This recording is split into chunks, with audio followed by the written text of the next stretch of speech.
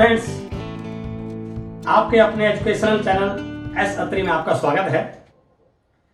पिछली video duplication कैसे करें, बहुत इंपॉर्टेंट टॉपिक, और जिस प्रकार से आपने उस टॉपिक पे अपनी पसंद दिखाई, उस टॉपिक को इतना शेयर किया, इसके लिए आपका बहुत बहुत धन्यवाद। और मैं उम्मीद करता हूं कि आपका ये प्यार, आपका ये साथ ऐसे ही बना रहेगा। आज एक और बहुत इंपॉर्टेंट टॉपिक आज अपन डिस्कस करने वाले हैं। जब आप काम करते हैं तो हर लीडर की यह तमन्ना होती है कि मेरी टीम में बहुत मजबूत लीडर बने, मेरी टीम में ऐसे लोग ज्वाइन करें जिनका बिजनेस के प्रति विजन क्लियर हो, जो बहुत तेज गति से काम करें। तो आज का टॉपिक हम जो डिस्कस करने वाले हैं वो है टीम में जिताने वाले इक्के कैसे ढूंढें। जी हां, टीम में जिताने वाले इक्के कैसे ढूंढें। आज मैं नेटवर्क मार्केटिंग इंडस्ट्री की या आपकी टीम की ताश के पत्तों के साथ थोड़ा सा कंपैरिजन करके इस टॉपिक को आपके साथ डिस्कस करना चाहूंगा। इस ताश के पैकेट में 4 तरह के पत्ते होते हैं। पहला है 2, 3, 4, 5, 6। दूसरा है 7, 8, 9, 10। तीसरा है 11, 12, 13। और चौथा है जिनकी आपको तलाश है, लेकिन इनसे एक्स्ट्रा भी एक पत्ता होता है, सबसे इंपॉर्टेंट जोकर। यदि कोई पत्ता मिस हो जाए तो इसको उसकी जगह एडजस्ट किया जाता है। मैं बोलता हूं यह मल्टी टैलेंटेड है। आपको करना क्या है, आपको इन इक्कों को ढूंढना है। पहला तरीका, पहली चीज आपको यह समझनी है कि आपकी टीम में ही ऐसे लीडर हैं, और आपकी टीम से बाहर जो भी ज्वाइन हुए हैं वो भी ऐसे व्यक्ति हैं जो आपके लिए डायमंड बन सकते हैं। तो पहला मैसेज मैं आपको देना चाह रहा हूं, इस पैकेट के अंदर 52 के 52 पत्ते हैं, लेकिन आपको क्या चाहिए, 4 इक्के। तो क्या करेंगे आप? इक्के ढूंढने का सबसे बेस्ट तरीका क्या है? मैं ये बिल्कुल नहीं कह रहा कि पहला पत्ता इक्का आ सकता है। मैं इनको सफल कर रहा हूं, मैंने इनको सफल किया। अब पता नहीं कौन सा पत्ता कहां पर है। अब कैसे ढूंढोगे? मैं पहला पत्ता उठाया, इक्का नहीं आया, घबराने की जरूरत नहीं है। फिर आप प्लान दिखाइए। फिर दूसरा पत्ता उठाया, फिर इक्का नहीं आया। फिर तीसरा पत्ता उठाया, फिर जैक आ गया। हो सकता है बीच में जोकर भी आ जाए, लेकिन यदि आप इसको रिपीट करते रहोगे, मैं दावे से कह सकता हूं इक्का पक्का आएगा। मैसेज क्या है? आपकी टीम में बहुत लोग हैं, उनके अंदर अलग अलग टैलेंट हैं, लेकिन यदि आपने उनमें से कुछ टैलेंटेड लोगों को तैयार कर लिया, तराश लिया और तलाश लिया, तो आप अपनी टीम में डायमंड ढूंढने में कामयाब हो सकते हैं। बाहर भी बहुत सारे लोग आपको ऐसे मिलेंगे। तो जैसे इस ताश के पैकेट में 4 प्रकार के पत्ते हैं, उसी प्रकार आपकी टीम में भी 4 प्रकार के लीडर हैं। पहले कौन से? जो केवल ज्वाइन करने वाले हैं।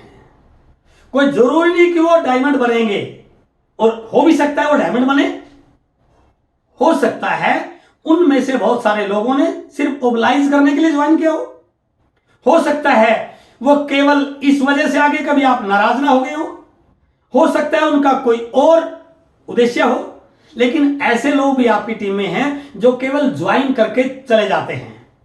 दूसरी टाइप के हैं कि वो ज्वाइन करके कुछ लोगों को ज्वाइन भी करवा जाते हैं, थोड़े से एक्टिव होते हैं, जैसे ही थोड़ी सी दिक्कत आई वो आउट हो जाते हैं। तीसरी प्रकार के लोग ऐसे हैं जो ज्वाइन भी होते हैं, काम भी करते हैं, लेवल तक भी पहुंच जाते हैं, लेकिन फिर कोई ना कोई लालच में आके, कोई ना कोई मुश्किल से घबरा के वो आपसे या आपकी टीम से या आपकी कंपनी से आउट हो जाते हैं। लेकिन चौथी प्रकार के ऐसे लोग हैं आपकी टीम में जो कमिटमेंट के साथ लगे हुए हैं, जिन्होंने अपने घर की दीवार पर लिखा हुआ है, जब तक कामयाब नहीं होऊंगा तब तक डटा रहूंगा। वो आपकी टीम के जिताने वाले इक्के बन सकते हैं।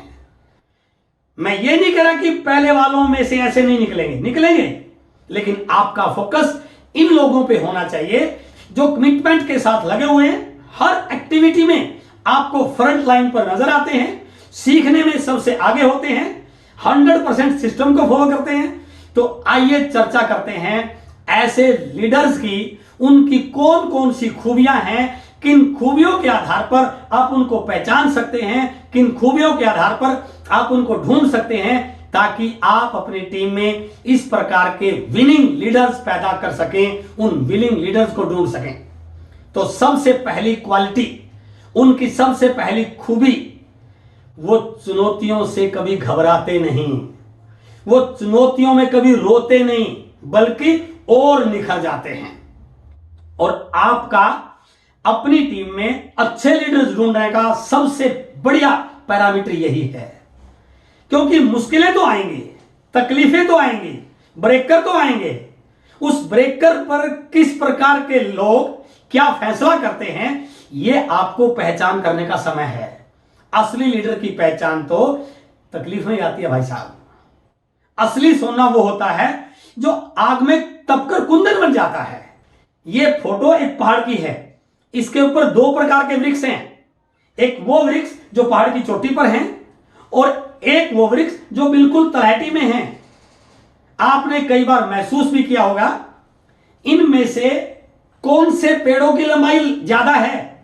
उन पेड़ों की लंबाई कतई ज्यादा नहीं होती जो चोटी पर होते हैं, बट हर उस पेड़ की लंबाई बड़ी हो जाती है जो नीचे गहराई में होता है। क्यों? क्योंकि जो चोटी वाला पेड़ है उसको धूप लेने के लिए, हवा लेने के लिए ज्यादा मेहनत करने की जरूरत नहीं पड़ी, लेकिन जो नीचे है उसको अपने आप को बड़ा करना है। जब तक वो अपने आप को बड़ा करके धूप के लेवल तक नहीं लेके जाता, तब तक वो जिंदा कैसे रहेगा। इसलिए बड़े लीडर वो बनते हैं जो मुश्किलों में बड़ा निर्णय लेने की हिम्मत करते हैं।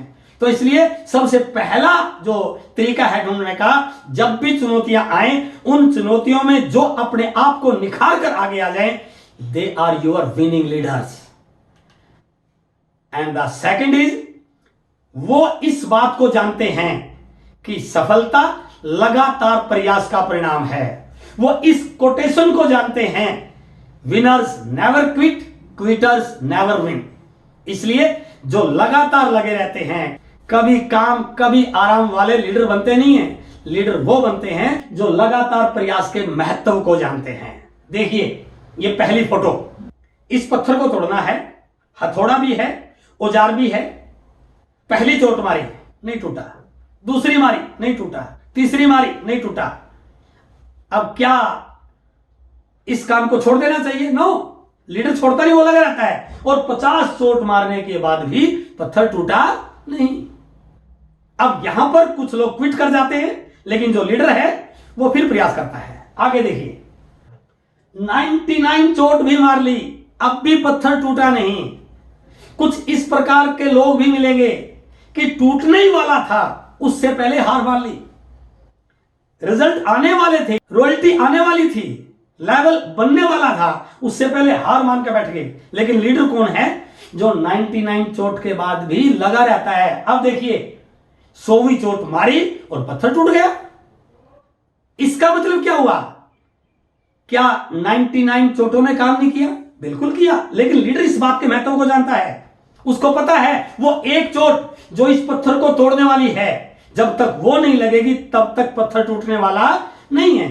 तो इसलिए यहां पर आपको समझना है कि आपकी टीम में वो विनिंग लीडर हैं जो लगातार प्रयास के महत्व को जानते हैं। उन लोगों के साथ आपको अच्छे से प्लानिंग करके काम करना चाहिए। तीसरी प्रकार के लीडर जो आपको सक्सेस दिलाने में बहुत बड़ा रोल प्ले करने वाले हैं, शिव खेड़ा जी की कोटेशन, जीतने वाले कोई अलग काम नहीं करते, वो हर काम को अलग ढंग से करते हैं।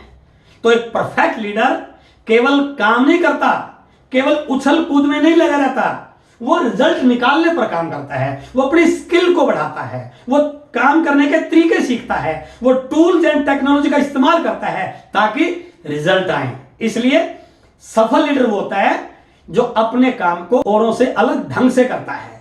मैंने 10 लोगों को प्लान दिखाया और 10 में से एक भी ज्वाइन नहीं हुआ।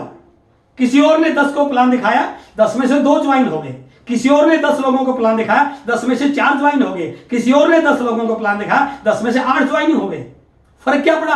प्लान भी वही, तरीका भी वही, लेकिन उस लीडर का काम करने का तरीका हमारे से अलग रहा होगा। उसने अपने आप को तैयार किया होगा, उसने अपने आप को डेवलप किया होगा।